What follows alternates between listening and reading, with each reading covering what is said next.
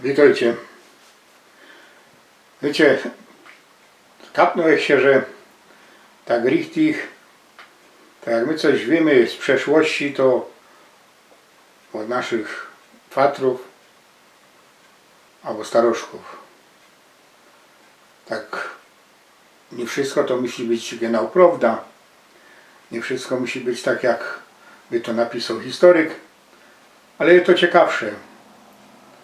I już jako bajtel to się pytał o mojego opy, jak to było w czasach tak zwanego trzeciego powstania, jak to tam było na wojnie. Pytał, że się mojego fatra, jak to się było, że strzelał do naszych przyjaciół Rosjan, bo za bajtla to nawet do TPR-u należał, to Towarzystwo Przyjaciół Związku Radzieckiego. Bo w szkołach pociskali roztomaj te fleki, w które my wierzyli. Ale tak richtig to lepiej wierzyć w to, co nam osprawiają starzyki, staruszki. Bo oni nawet jak coś nie do końca powiedzą, to ino troszkę. I nie robią tego po to, żeby nam namieszać w głowach. Także zacznę od tego, że mój fater był w Wehrmachcie pod koniec wojny.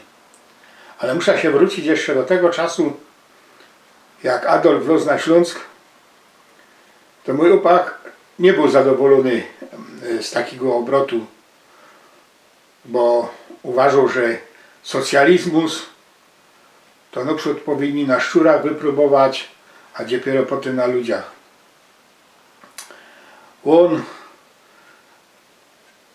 był dosyć, że tak powiem, interesant, bo on już radioka słuchał zaraz po I wojnie światowej.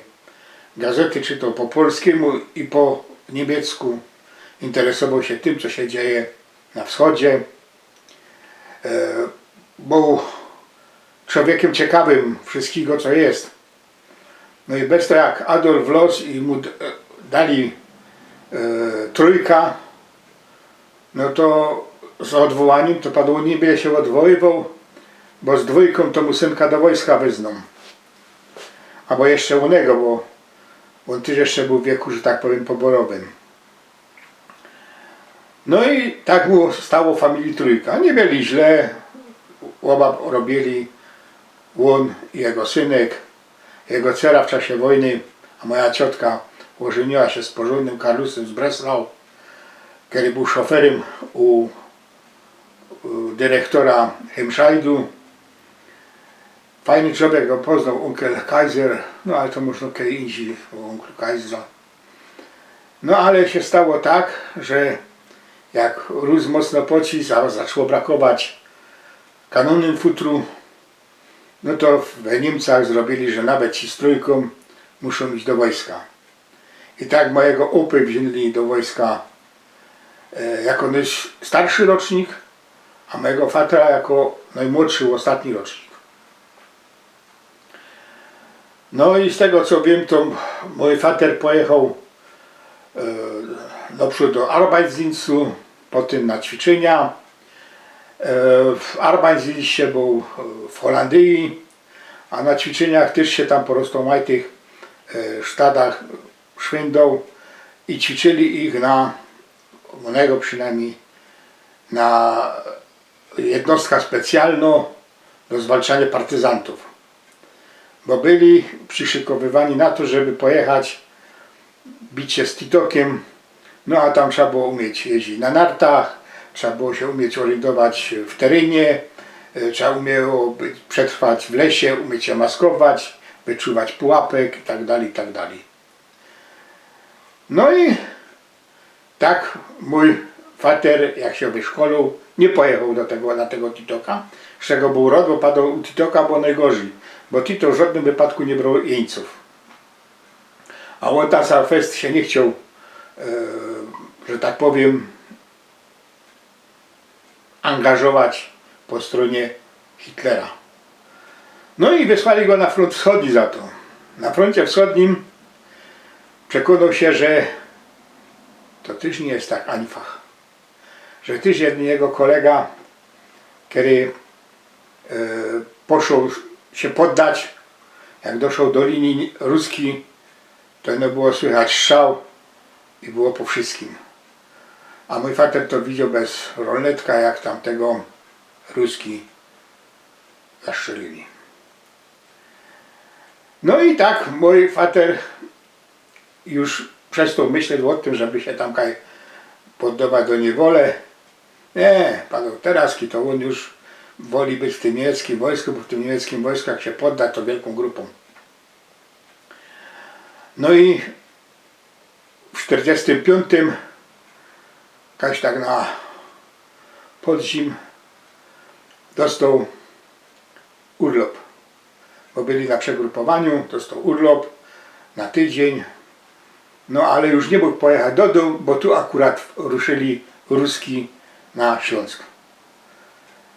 To też pojechał do swojego fatra, który w oflagu wachował jeńców angielskich. Przyjechał do fatra, a fater mu padali: Zefel, uciekaj stąd, bo tu będzie festung, a wiesz, jak będzie festung, to mało w to przeżyje, a poza tym będą z głodu umierać. Lepiej je do swojej jednostki kierał, jest tam bardziej na zachód, można to jeszcze się udać jakoś lepiej przeżyć. Bo my jutro będziemy wyjeżdżać z całym oflagiem też na zachód z tymi jeńcami angielskimi. No i mój ojciec poszedł po cichu za Wrocław, wlazł do cuga i pojechał do tej swojej jednostki. Koniec wojny go trafił na Nysą Łużycką. Tam nad Nysą Łużycką przyszedł do nich oficer i padł tak: obcy, w to blisko do domu, to niech przyjdzie się zameldować, że nie jest dezerterem, no wpiszemy, że zaginął i niech uciekł do domu, bo będziemy się poddawać do ruskiej niewolę. Wojna jest przegrano, kapitulację podpisano, bez to w to morze niech się ratuje, bo wiecie jak to do Rusa. Jak pojecie do Rusa, to mało kiedy ma szansa z was wrócić. No i mój fater też poszedł do tego oficera, zameldował się, że ten nie miał tam ochoty z żadnym kolegą łazić, bo tam ta mieszanina była taka, że to nie byli chłopcy, z którymi on był w ćwiczeniach, no to już były takie batalion zrobiony z niedobitków. No i poszedł do wsi. Na tym dorfie wlazł do Bauera i padł Bauerowi, że potrzebuje cywilnych łachów. Bauer mu padł, że on dezerterom nie będzie dawał cywilnych łachów. On padł, że żaden dezerter nie.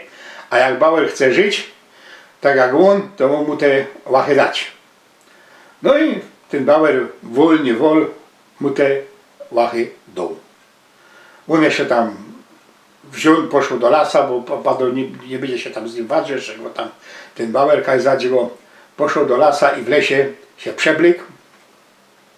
Gebera i mundur schował, oblikł się w cywilne łachy i wedle słońca i mchu na drzewach szedł na wschód do domu. Szedł do domu, ale on też myślał tak: no co ja powiem, jak mnie łapną Rusy albo Poloki, nie? No i pomyślał, poszedł do takiej wsi, nikogo nie było, ale wisiała niemiecka fana. Wytargał z niej było czerwoną szlajfka, przypnął sobie ją do tych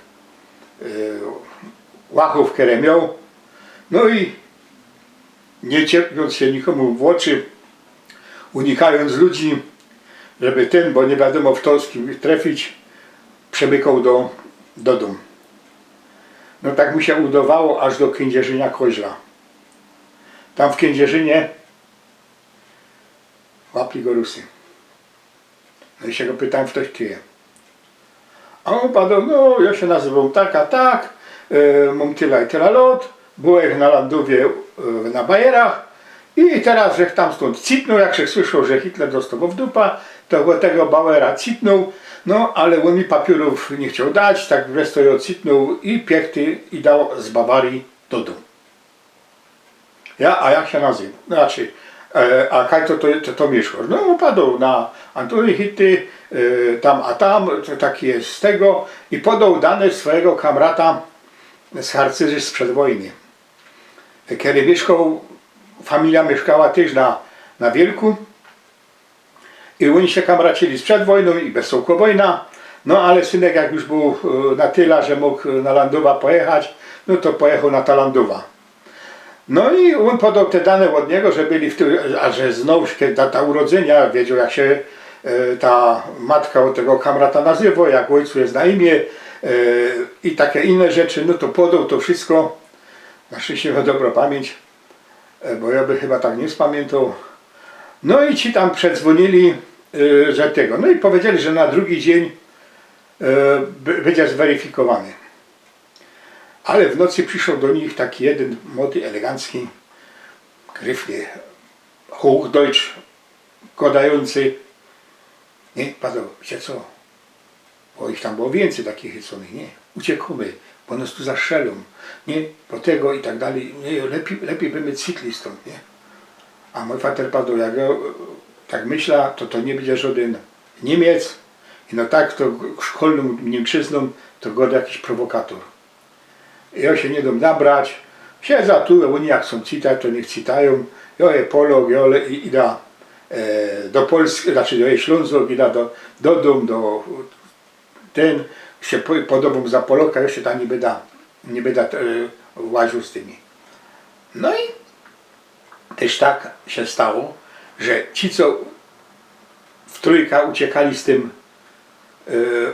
młodzikiem, takim eleganckim, no to bez łokienko i narozki były no słychać paf, paf, paf.